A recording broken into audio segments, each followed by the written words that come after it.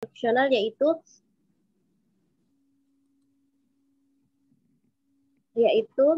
urutan kegiatan guru dalam menyampaikan isi pelajaran kepada siswa. Yang pertama itu, terus yang kedua metode instruksional, yaitu cara guru mengorganisasikan materi pelajaran dan siswa agar menjadi proses belajar secara efektif dan efisien. Yang ketiga, media instruksional, yaitu peralatan atau bahan instruksional yang dijadikan guru dan siswa dalam kegiatan instruksional.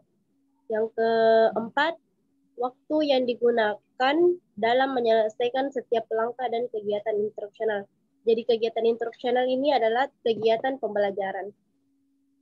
Tahap pengembangan yang terakhir itu mengembangkan bahan instruksional. Tahapan yang akan dicapai dalam mengembangkan bahan instruksional adalah sebagai berikut. Yang pertama, menjelaskan faktor yang mungkin menyebabkan perbaikan dalam pemilihan media dan sistem penyampaian agar sesuai dengan kegiatan instruksional atau kegiatan pembelajaran. Yang kedua, menjelaskan dan menyebutkan paket dalam komponen instruksional. Yang ketiga, menjelaskan peran desainer dalam mengembangkan materi dan penyampaian kegiatan instruksional. Yang keempat, menjelaskan prosedur untuk mengembangkan bahan instruksional yang sesuai dengan strategi instruksional. Yang kelima, membuat bahan instruksional berdasarkan strategi instruksional, berdasarkan strategi pembelajaran.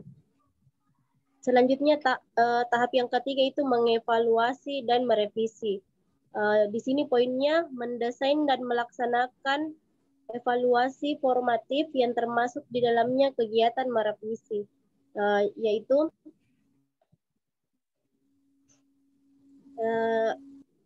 revisi yang dikelompokkan dalam tiga besar, yaitu isi dari produk instruksional. Yang kedua, kegiatan instruksional yang meliputi prosedur penggunaan bahan instruksional dan penyajian atau presentasi. Yang ketiga, kualitas fisik bahan instruksional. Selanjutnya, next, model-model pengembangan instruksional. Yang pertama, model Bella H. Benazzi, yaitu pengembangan instruksional model Benazzi ini dapat dikonfirmasi dalam 6 langkah, yaitu yang pertama, merumuskan tujuan, formulate objektif. Yang kedua, mengembangkan tes, develop tes. Yang ketiga, menganalisis kegiatan belajar, analisis learning test. Yang keempat, mendesain struktur instruksional, desain sistem. Yang kelima, melaksanakan kegiatan dan mengetes hasil, implement and test output. Yang keenam, mengadakan perbaikan, change to improve. Selanjutnya, model camp akan dijelaskan oleh pemateri terakhir. Kepadanya saya persilahkan. Ya, terima kasih banyak.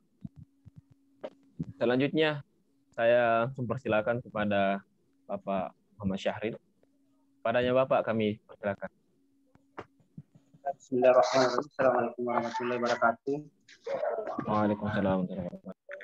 Baiklah, sebagai pemateri terakhir, saya akan menjelaskan dua pokok bahasan, yaitu model pengembangan instruksional, di mana tadi sudah disampaikan oleh saudari kami, Ayu Farawanti.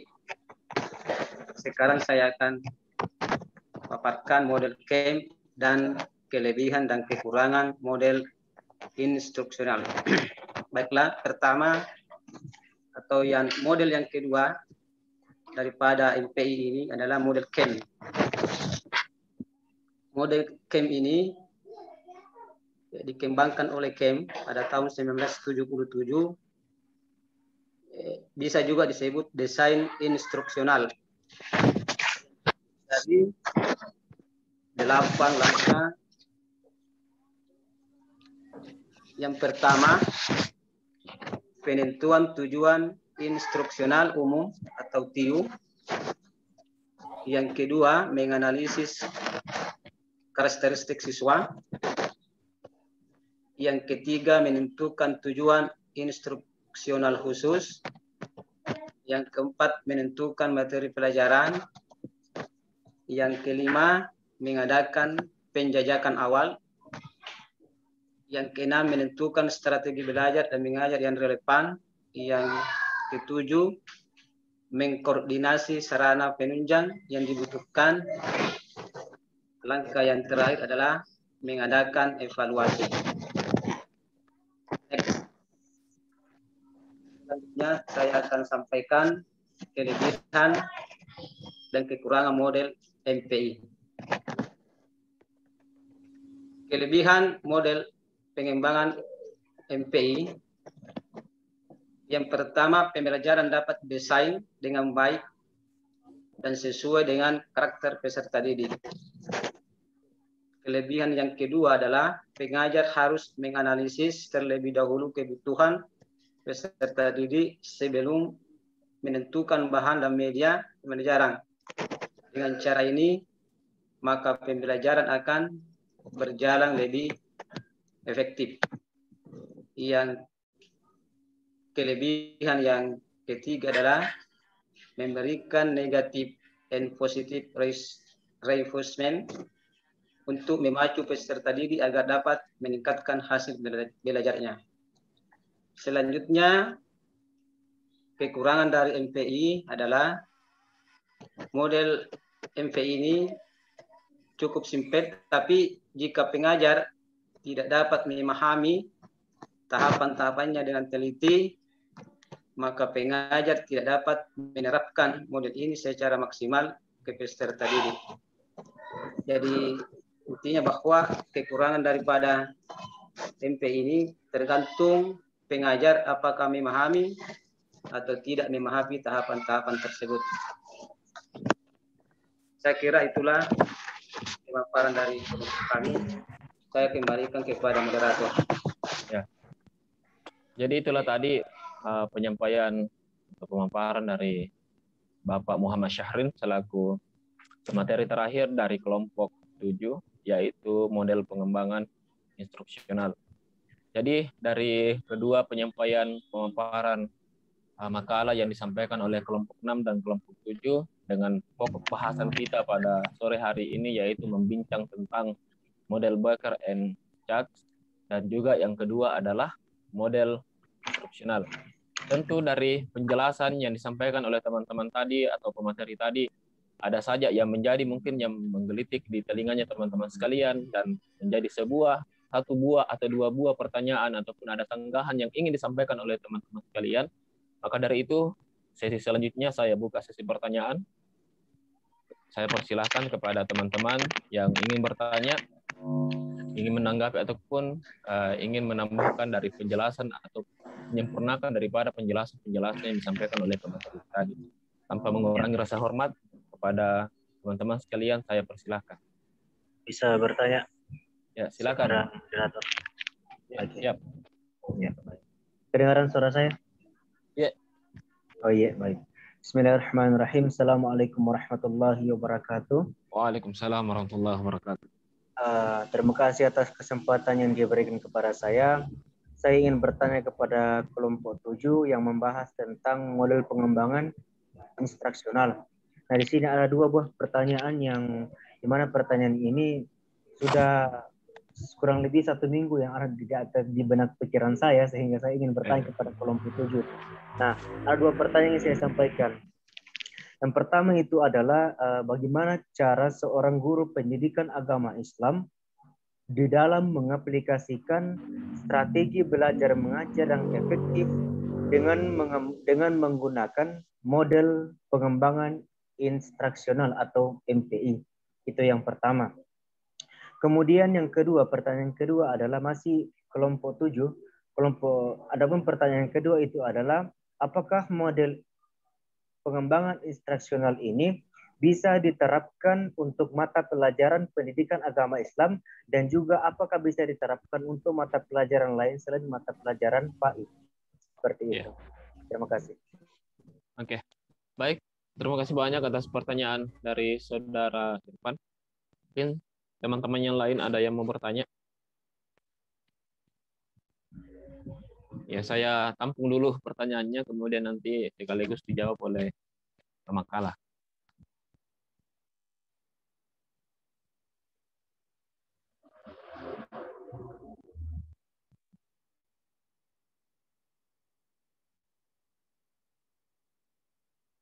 Ada dari teman-teman yang lain?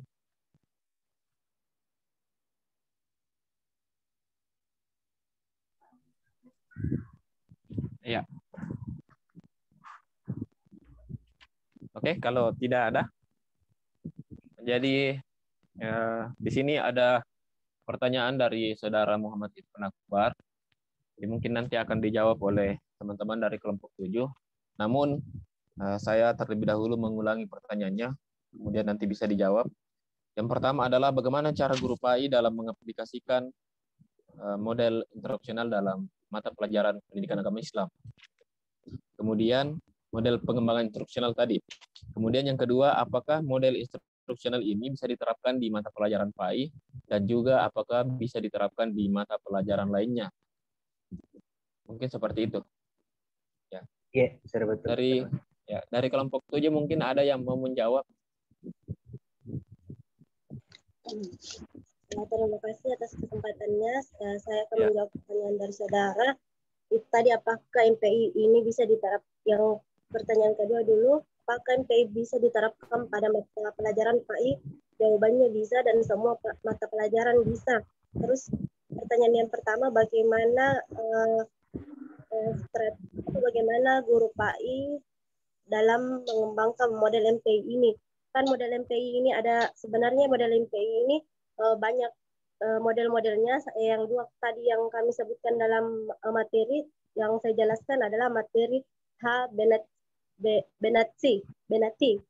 Ada 6 langkah yang harus dilakukan guru pendidikan agama Islam. Misalnya langkah yang pertama, merumuskan tujuan. Misalnya materinya tentang materi sholat. Rumuskan dulu tujuannya. Tujuan kita materi sholat itu agar peserta didik mampu mengaplikasikan salat 5 waktu dan hafal urutan salatnya, enggak loncat-loncat. Terus yang kedua, mengembangkan tes. Jadi kalau misalnya tadi sudah rumuskan tujuannya, selanjutnya yang kedua mengembangkan tes. Selanjutnya itu mengembangkan tes seperti misalnya kalau misalnya nanti sudah tadi dirumuskan tujuannya, mengembangkan tesnya itu ada materinya, ada bukunya sebagai acuan untuk mengajarkan peserta didik. Langkah yang ketiga itu menganalisis kegiatan belajar. Setelah tadi kita tentukan nih ada nih tujuannya, ada nih juga materinya, ada nih bukunya kita dapat. Langkah ketiga itu menganalisis kegiatan belajar. Oh misalnya kegiatan salat ini diajarkan sama peserta didik, oh cocok ternyata bisa semua peserta didik itu tidak ada yang misalnya contoh tidak ada yang lumpuh kah atau tidak bisa melihat kah. Jadi tahu nih peserta didik tak bilang oh bisa semua jadi nanti melaksanakan itu gerakan salat. Terus yang keempat, mendesain struktur instruksional atau struktur pembelajaran. Nah, kalau misalnya tadi sudah dianalisis kegiatan belajarnya, didesain lagi struktur pembelajarannya. Misalnya nanti sebelum saya memulai pembelajaran, saya jelaskan dulu sama peserta didik harus begini, ada yang namanya menjelaskan apa yang akan mau nanti tahap-tahap yang dilakukan dalam kegiatan salat itu. Terus langkah yang kelima itu melaksanakan kegiatan dan mengetes hasil. Jadi di sini poin akhirnya itu setelah tadi sudah dijelaskan, dilaksanakan itu kegiatan praktek salat dan kita lihat nih hasilnya. Oh ternyata masih banyak peserta didik yang masih kurang sesuai atau misalnya tidak tahu.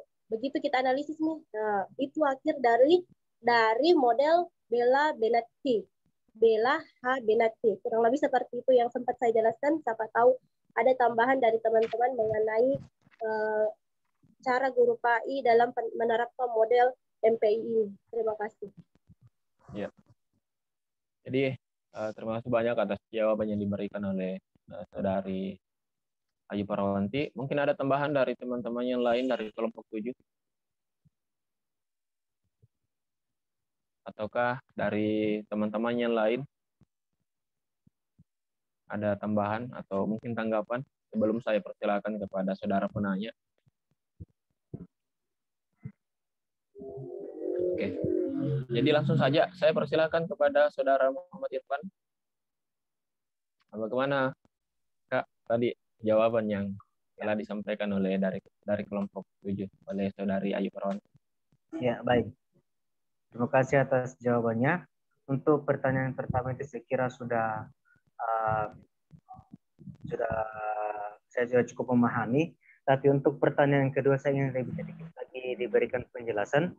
Jika memang model pengembangan instruksional ini bisa digunakan, bisa diterapkan untuk mata pelajaran PAI dan untuk semua mata pelajaran selain mata pelajaran pendidikan agama Islam. Nah, pertanyaan saya selanjutnya itu adalah bagaimana langkah-langkah yang harus dilakukan oleh seorang guru untuk menerapkan model pengembangan instruksional ini dalam pembelajaran pendidikan agama Islam, karena kita tahu bahwasanya peserta didik itu karakternya berbeda-beda. Ya, sedikit lagi. Ya, terima kasih banyak atas tanggapan yang diberikan. Mungkin dipaham ya dari teman-teman kelompok 7. Dipaham tanggapannya tadi dari saudara Yusban terkait bagaimana proses atau langkah-langkah dalam penggunaan model instruksional ini kepada penerapannya terhadap mata pelajaran lain selain daripada pendidikan agama Islam itu sendiri. Oke, mungkin bisa ditanggapi. Maksudnya ini mau dijelaskan di luar dari mata pelajaran pendidikan agama Islam begitu? Iya. Iya, betul. Mungkin langkah-langkah apa yang bisa digunakan? Tadi kan kalau misalnya dari pemaparannya tadi ada beberapa langkah yang telah disebutkan. Apakah langkah-langkah yang disampaikan tadi dalam sub-sub materinya teman-teman dari kelompok 7, apakah itu langkah bisa digunakan juga dalam pengembangan model pembelajaran di mata pelajaran lain seperti itu? Oh, iya. Kalau misalnya di sini tadi kan materinya MPI ada 3 tahapannya. Itu tahap mengidentifikasi, tahap mengembangkan, dan tahap mengevaluasi dan merevisi. Kan ini MPI itu pengembangan pembelajaran yang sistematis. Kalau misalnya tadi minta contoh di luar dari mata pelajaran PAI, di sini saya menjelaskan dari 3 tahap poin ini, yaitu tahap mengidentifikasi, mengevaluasi, dan merevisi. Nah, yang pertama mengidentifikasi kebutuhan instruksional atau kebutuhan pembelajaran dan menulis tujuan instruksional umum. Seperti saya yang jelaskan tadi, MPI itu ada poin-poinnya. Jadi saya sebutkan tadi dari poin yang pertama tadi itu mengidentifikasi kebutuhan, ada lagi poinnya, yaitu menentukan kesenjangan penampilan siswa yang disebabkan kekurangan kesempatan mendapatkan pendidikan dan pelatihan pada masa lalu. Jadi kalau jadi sini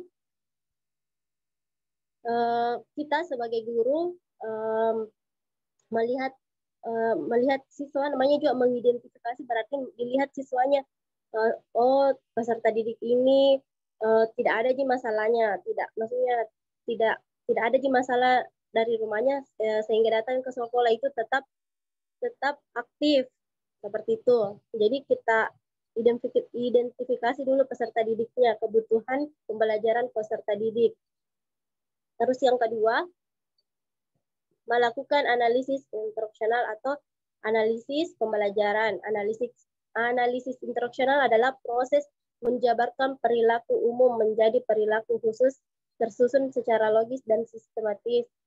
Oh jadi tadi minta contohnya, misalnya dalam contoh pelajaran sosial. Karena tadi misalnya pembelajaran sosial, kita lihat nih peserta didiknya hari ini bahagia jadi dapat mengikuti pembelajaran. Terus yang kedua, analisis pembelajaran. Setelah tadi kita lihat nih dijabarkan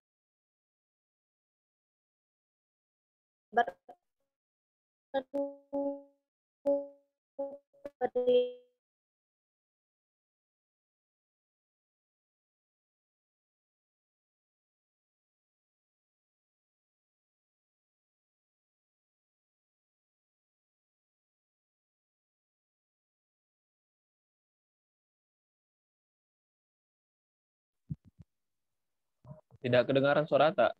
Ayo. Putus-putus.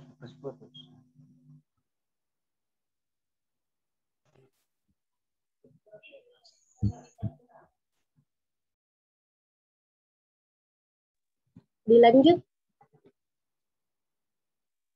Iya, silakan dilanjut.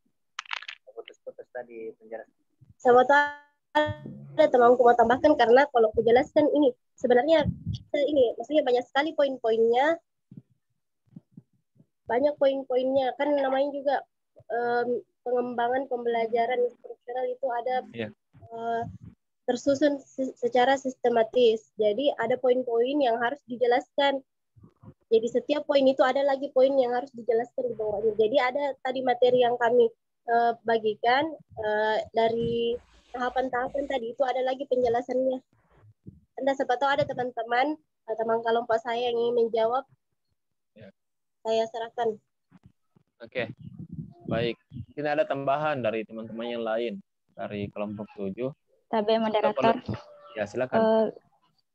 Mungkin bisa diperjelaskan kembali tanggapan dari Kak Irfan tadi, Kak. Iya. Saudara Irfan. Iya, dia ini kan tadi sudah dijelaskan. Kan ada contohnya tadi dari mata pelajaran pendidikan agama Islam terkait langkah-langkah yang disampaikan oleh Bella Bet ya. Itu tadi. Nah, di sini kan Saudara Irfan meminta untuk bagaimana penerapannya ini dalam mata pelajaran lain seperti itu. Jadi langkah-langkah apa yang bisa digunakan? Apakah juga bisa menggunakan langkah-langkah yang telah disampaikan oleh dari teman-teman kelompok 7? Kan tadi ada beberapa langkah-langkah yang telah disampaikan. Itu untuk lebih sederhananya mungkin bisa dicontohkan.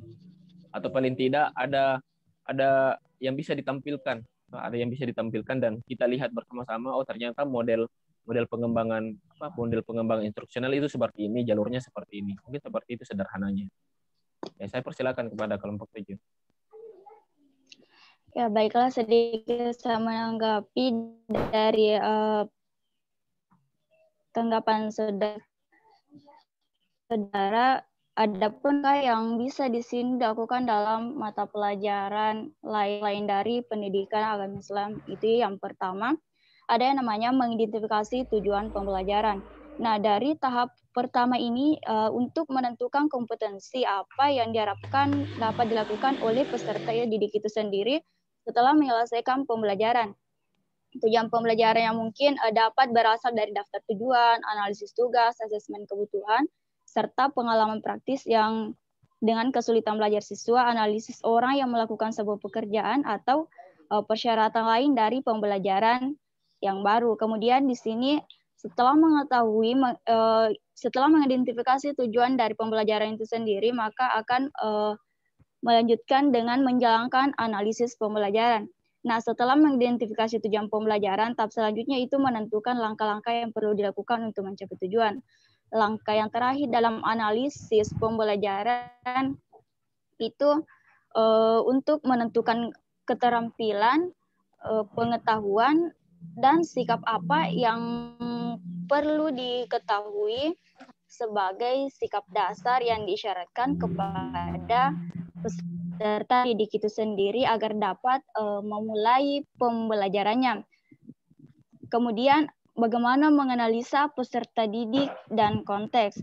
Nah, di sini setelah kita menganalisa tujuan dari pembelajaran, terdapat analisis paralel dari siswa, yaitu konteks yang akan dipelajari keterampilannya oleh siswa itu sendiri.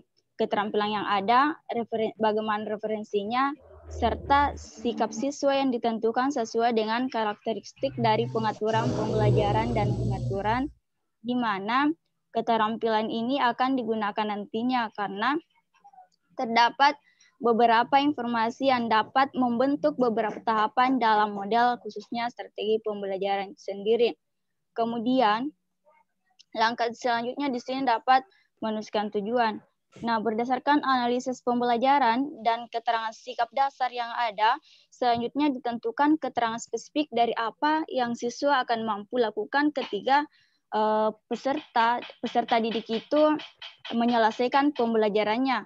Karena keterangan ini dapat berasal dari keterampilan yang diidentifikasi pada analisis pembelajaran yang akan mengidentifikasi keterampilan yang akan dipelajari oleh peserta didik itu sendiri serta kondisi yang harus ada untuk menunjukkan kinerja dan kriteria dari kinerja yang baik atau buruk dari peserta didik itu sendiri.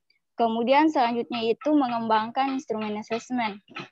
Nah, berdasarkan tujuan yang telah dituliskan, selanjutnya dapat dikembangkan asesmen yang terkait dan pengukuran kemampuan siswa untuk menunjukkan kinerja yang telah ditentukan pada tujuan tersebut. Kemudian di sini bagaimana mengembangkan strategi pembelajarannya. Nah, berdasarkan informasi yang diperoleh dari tahapan sebelumnya, maka dapat diidentifikasi strategi yang digunakan dalam pembelajaran untuk mencapai tujuan itu. Strategi yang akan menekankan pada komponen untuk menunjang pembelajaran peserta didik termasuk kegiatan sebelum belajar, presentase materi, bagaimana partisipasi peserta didik, serta kegiatan-kegiatan selanjutnya. Saya foto sedikit supaya tidak terlalu lama ini kan waktunya sudah hampir setengah 6. Nanti kalau MPI, ya, MPI, selain itu modelnya cukup saja MPI dari Prof. Itu kalau dijelaskan itu bisa 1 semester itu, ya, pastinya yang lebih jelas. Intinya begini, Irfan ya, MPI ini salah satu model ya dari Prof. Akbi itu untuk mengembangkan bahan ajar. Bahan ajar apa saja ya tergantung nanti analisis kebutuhan. Ya, semua bahan ajar bisa dikembangkan menggunakan model MPI. Yang paling lama itu adalah membuat peta kompetensi. Apa yang harus diajarkan dulu. Terus ada persyaratnya apa? Itu nanti ada hierarki, ada ini panjang. Untuk mengembangkan bahan ajar saja butuh waktu kalau satu kompetensi dasar itu sekitar 1 atau 2 bulan. Ya, aman. Nantilah saya ini mudah-mudahan ada waktu saya akan menjelaskan nanti bagaimana sebenarnya model MPI dari Prof. Ya, mohon maaf ya itu dari depan dengan siapa tadi yang menjelaskan ini. Ya, kasihan teman-teman kalau mau dipanjang jelaskan satu-satu aja. Saya saja itu belajar 1 semester itu modelnya. Ya, belajarnya 1 semester ya. 16 pertemuan untuk model MPI khusus. Ya, saya kembalikan kepada Dirwandi. Ya, terima kasih banyak Pak. Ya, jadi mungkin itu tadi penyampaian dari Bapak terkait mendalamnya model MPI ini atau model pengembangan institusional ini. Jadi mungkin seperti itu Kak. Iya aman. Terima. Aman. Lanjut. Oke, siap. Jadi mungkin karena kita masih ada waktu sedikit, siapa tahu masih ada dari teman-teman yang ingin bertanya sebelum saya serahkan penuhnya kepada Bapak untuk menjelaskan lebih detail daripada 2 model pembahasan kita pada sore hari ini. Mungkin dari teman-teman.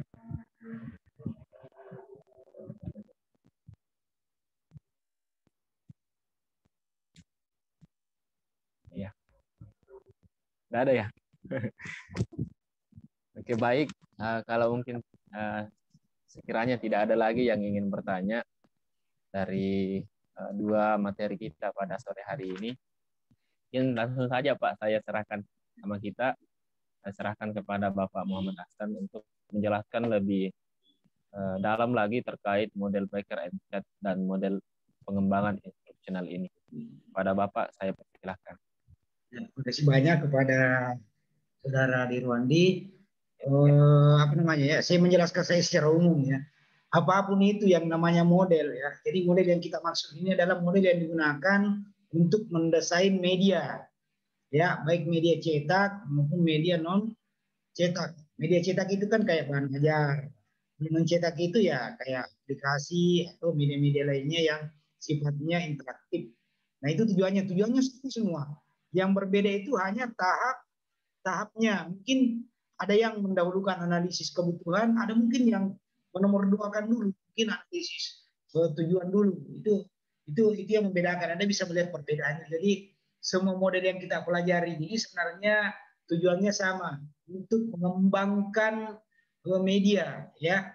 Apakah medianya dalam bentuk bahan ajar, dalam bentuk medianya dalam bentuk bahan ajar media non cetak, ya, ataupun dalam bentuk media cetak atau bahan ajar. Jadi media cetak itu seperti modul, buku, atau bahan ajar yang kita akan ajarkan sehari-hari. Dan itu butuh waktu. Ya. Itu butuh waktu. Kenapa? Karena tahap-tahapnya ada. Ya, dan semua bisa digunakan tergantung model yang kita tergantung apa yang akan kita kembangkan. Ya, kalau model MPI dari Promakui dengan Dick and Carey itu paling cocok untuk mengembangkan bahan ajar atau modul, itu sangat cocok. Tapi kalau model-model yang lain itu kayak EDDI, Azure, Board and Goal, Baker Scouts itu cocok untuk media pembelajaran multimedia lah istilahnya, dalam bentuk media aplikasi itu paling cocok. Biasanya begitu kalau kita ingin mengembangkan media.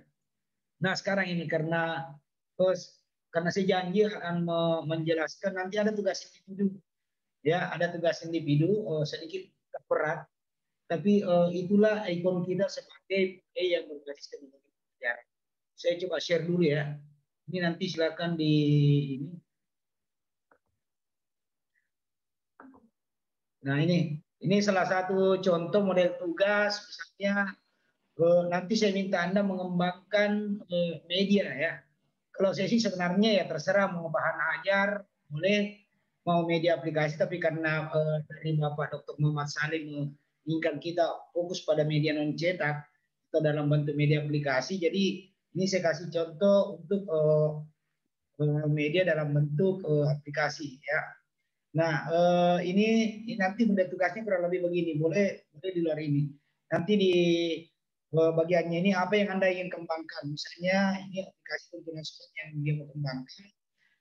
Nanti Anda jelaskan di situ ada model aplikasi, model apa yang digunakan. Nanti dijelaskan modelnya secara singkat, misalnya setiap tahap. Ini kan sudah dijelaskan oleh temannya ya, tinggal dimasukkan kembali. Kemudian prosedur pengembangannya, bagaimana Anda menggunakan tahap mengembangkan model ini, mengembangkan tuntunan sholat ini dengan menggunakan model router, dan bagaimana prosedur dalam mengembangkannya menggunakan tahap-tahap tersebut. Misalnya dalam tahap konsep, apa yang akan Anda lakukan. Kalau di sini contohnya untuk tuntunan sholat, itu dia melihat dari sisi fungsionalitasnya, identifikasi pengguna, deskripsi. Kemudian di desain, itu nanti dia munculkan storyboardnya, rancangan pengejarnya, struktur navigasinya, diagram transaksi, dan perancangan interface ya.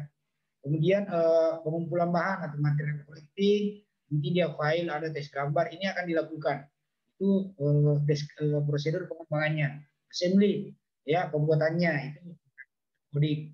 Kemudian ada evaluasinya dalam tes uji coba produk, dan bagaimana mendistribusikannya, ini ada ya.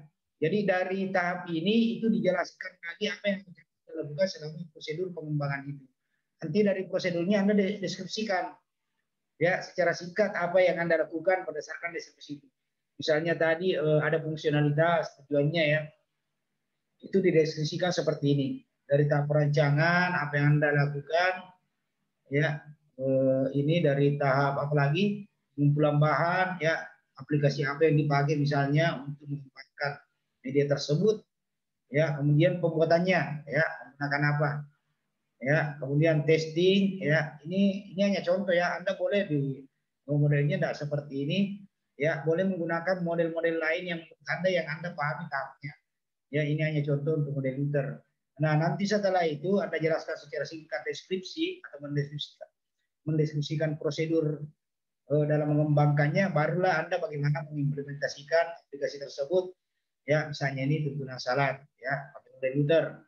Nah ini di konsep untuk mengimplementasikannya itu dijelaskan di sini seperti ini ya, hukum bacaan salat itu apa yang akan dimunculkan dalam tahap konsep nanti, apa yang akan dilakukan dalam tahap konsep itu nanti dijelaskan secara garis besar deskripsinya ya. Ada pengembangan aplikasi salat, ini judulnya, ini judul medianya nanti kalau muncul di awal misalnya.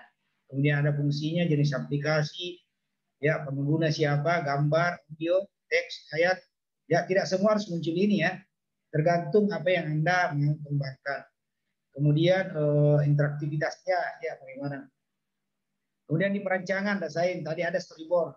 Anda harus merancang kalau ada storyboard ini, storyboardnya merancang biar dalam bentuk gambar ini dulu. Ya, kasar, jadi tidak perlu 3 dimensi, tapi ini storyboardnya bisa diperlihatkan setiap modul layar yang terbuka itu akan menampilkan hasil seperti ini. Ya, dijelaskan setiap bagian di storyboardnya. Ya, itu dijelaskan. Kemudian kalau misalnya ada flowchart, ya. Ini ada flowchart. Nah, itu flowchartnya dibuatkan, ya. Karena flowchart itu alurnya, ya, tampilan layar pembuka. Jadi kita baru mengkonsep. Jadi masih dalam bentuk prototype, ya. Nah, ini seperti ini ya, flowchartnya menu utama, ya, sesuai dengan storyboardnya tadi. Itu panjang ya, dibuatkan animasi syarat, flowchart membuat, ya. Kemudian ada struktur navigasi. Ini pakai Luther ya, kalau Luther. Nah, struktur navigasi ini tiap sub itu arahnya kemana kalau diklik, dia dimaksud ya. Jadi nanti kalau saya klik materi syarat ini muncul syarat-syarat, rukun syarat apa dan sebagainya ya, itu muncul semua link-linknya kemana dia kalau kita mengkliknya, itu struktur navigasi. Karena STD-nya ya, STD-nya itu petunjuk ya, kalau klik materi syarat tampilkan materi syarat ini munculkan. Nah, kenapa ada ini? Semua supaya kalau Anda tidak bisa membuat aplikasinya, itu bisa diserahkan kepada yang ahli dalam membuat aplikasi tersebut. Yang penting konsepnya jelas. Mereka dengan mudah akan membuatnya. Tapi kalau Anda membuat sendiri itu tidak masalah juga. Boleh. Ya, tapi itu bukan tujuan utama kita. Kita adalah konseptornya. Nah, itu tadi STD-nya ya, ini banyak ya. STD-nya, State Transition Diagram. Nanti terakhir bagaimana rancangan terbukanya user interface-nya. Ya, layar pembuka ini cukup digambarkan saja ya, karena nanti akan diperhatikan pada ya, itu praktek ya. Itu ini masih dirancang. Kemudian penambahan itu dijelaskan di sini apa yang dibutuhkan, pembuatannya bagaimana ya, cocok untuk spesifikasi apa ya, misalnya komputer atau HP bagaimana ya. Kemudian ini ujinya ya, ini saya tidak usah jelaskan uji karena ini sudah dijelaskan di solusinya tentang model. Implementasi, bagaimana tampilan aplikasinya, boleh Anda tidak munculkan ini, tapi kalau mau dimunculkan ya cukup gambaran begini saja karena ini dalam bentuk gambar semestinya. Tapi kan belum di ini ya, kakak, belum dibuat, masih dalam konsep. Nah, itu nanti model tugasnya. Untuk testingnya kan nanti ada evaluasi, tadi sudah dijelaskan evaluasi oleh pakar, evaluasi satu-satu, kemudian kecil, itu biasanya ada instrumen yang digunakan. Cari saja instrumen di internet yang terkait dengan media ya, instrumen untuk validasi media. Nah, itu contoh nanti yang nanti akan saya upload di Edlink ya. Contoh tugasnya boleh mengikuti modelnya itu, model Luther, tinggal diganti media apa yang akan dikembangkan. Boleh juga pakai model lain yang menurut Anda cocok untuk media yang dikembangkan. Ya, silakan mengikuti formatnya. Boleh tidak sama dengan itu. Yang penting model ada, kemudian prosedur pengembangan aplikasinya ada, dan bagaimana mengimplementasikan pengembangan tersebut ke dalam pembuatan medianya. Nah, ini sebenarnya membantu Anda nanti kalau di tugas akhir dalam bentuk tesis itu Anda bisa kembali. Ya, Anda bisa kembali, jadi sudah tidak terlalu rumit mengembangkannya karena awalnya sudah ada. Ya, nah itu membantu kalau Anda mau ganti dengan media lain, minimal Anda latihan bagaimana mengembangkan media. Sebenarnya idealnya kalau mengembangkan media itu ya butuh waktu minimal 6 bulan. Ya, baik barang ajar maupun media. Tapi karena ini latihan, tugas, yang penting Anda tahu bahwa seperti inilah ternyata modelnya. Karena melakukan analisis karakteristik, analisis tujuan itu lama prosesnya. Butuh waktu 1 sampai 2 minggu. Cukuplah hanya untuk latihan saja bagi kita. Terus Anda boleh mengarang-arang itu. Misalnya buat kenapa dibutuhkan, kenapa tuntunan syarat, karena dibutuhkan misalnya dalam sekolah tersebut ya, itu hanya sebagai latihan. Ya, minimal Anda tahu bahwa seperti inilah cara mengembangkan suatu media pembelajaran, baik bahan ajar maupun media aplikasi. Artinya baik media cetak maupun media non cetak ya. Saya kira itu yang perlu saya jelaskan nanti untuk tugasnya. Jadi berikutnya kayaknya ada presentasi untuk ini. Kalau ada yang sudah punya silakan ya. Silakan untuk minggu pertama sukarelawan dulu. Siapa yang mau maju mempresentasikan hasil pengembangannya ya, hasil pengembangan media yang sudah dia rancang, silakan 1 atau 2 orang. Jadi tidak wajib semua mempresentasikan ya, tidak wajib. Yang siap saja, tapi jangan juga tidak ada yang siap. Ya, kalau sudah ada setengah tidak masalah, presentasikan saja. Nanti kita lengkapi sama-sama apa yang kurang dari yang akan dikembangkan karena masih dalam bentuk prototipe. Ya, sekira itu penjelasan dari saya. Silakan kalau ada pertanyaan, tapi jangan terlalu lama ya. Nah, sudah jam berapa? Dikembalikan kepada moderator.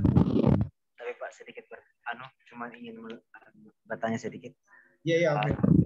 Ini tugas ini membuat sebuah prototipe aplikasi media pembelajaran yang difokuskan pembelajarannya. Jadi yang difokuskan itu yang pertama model apa yang digunakan, kemudian yang kedua adalah bagaimana proses pengembangannya, dan yang ketiga adalah bagaimana implementasi pengembangannya dalam pembelajaran PAI, gitu Pak. Boleh dalam pembelajaran PAI, boleh dalam pembelajaran yang lain. Kalau memang ada yang bukan dari PAI ya tidak masalah. Kalau misalnya dari ilmu sosial, ya boleh menggunakan media. Ini kan dari contoh untuk pembelajaran PAI ya. Misalnya tuntunan salat, ada mungkin yang bahara, ya ada yang media tentang apa ya, zikir ya, misalnya aplikasi Android yang aplikasi zikir yang berbasis Android, ya. Tapi itu kaitannya dengan kalau memang dipelajari oleh siswanya, ya boleh di luar dari PAI. Tapi sebaiknya lah kalau memang Anda orang-orang PAI, misalnya belajar di tidak mata pelajaran PAI boleh, ya lebih bagus lagi. Ya begitu mungkin ya. Iya, Pak. Terima kasih Pak. Ya silakan yang lain.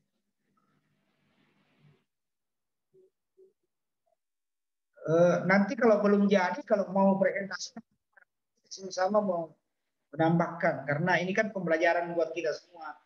Ya, jadi presentasi itu bukan berarti Anda hebat, enggak. Tapi Anda memperlihatkan bahwa di mana yang harus diperbaiki supaya kita sama-sama. Ya, biarpun misalnya baru 3 langkah, tapi Anda sudah presentasi itu tidak masalah. Ya, nanti kita lengkapi sama-sama. Oke, silakan. Ada yang lain?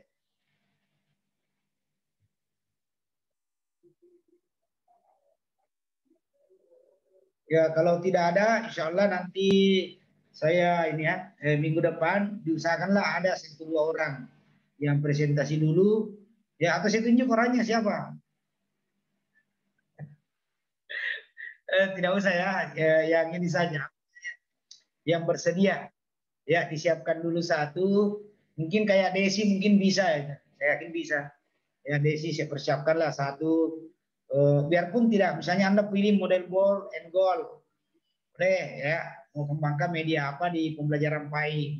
Ya, tidak usah dulu bahan ajar karena Pak Salim minta yang media aplikasi.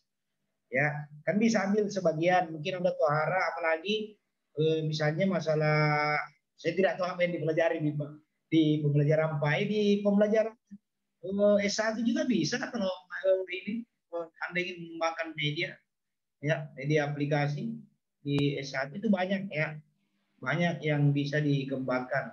Meskipun Anda tidak bisa membuatnya, silakan saja dalam bentuk konsep, ya kan? Nanti diserahkan kalau memang Anda membuat itu ya serahkan yang bisa membuat aplikasi tersebut. Yang penting konsepnya jelas. Karena kita ini ibarat apa ya istilahnya? Ibarat arsitekturnya, ya. Jadi hanya membuat gambarnya, urusan membangun gambarnya itu misalnya rumah itu ya diberikanlah kepada orang yang spesialis khusus untuk membangun rumahnya. Nah, itu kita ini adalah konseptornya, ya itu yang utama. Kalau Anda tidak memahami bagaimana membuat aplikasinya itu tidak masalah menggunakan aplikasi apa karena itu ada yang ahli dalam menguasai aplikasi-aplikasi membuat media. Yang penting Anda sudah mengembangkan dan mendasainya, mendasai konsep-konsep yang terkait dengan media pembelajaran. Ya oke, kalau tidak ada, kita akhiri. Insya Allah mudah-mudahan ada relawan 1 atau 2 orang untuk pertemuan minggu depannya. Kita lihat ya bagaimana dia mengembangkan media pembelajaran, ya terutama media aplikasi. Ya kita lihat nanti, kita lihat di situ, oh ini ternyata begini caranya mengembangkan suatu media aplikasi dengan memilih salah satu model yang dipakai untuk mendesain pengembangan media tersebut. Ya, sekira demikian. Sampai jumpa di pertemuan berikutnya. Sekian. Assalamualaikum warahmatullahi wabarakatuh.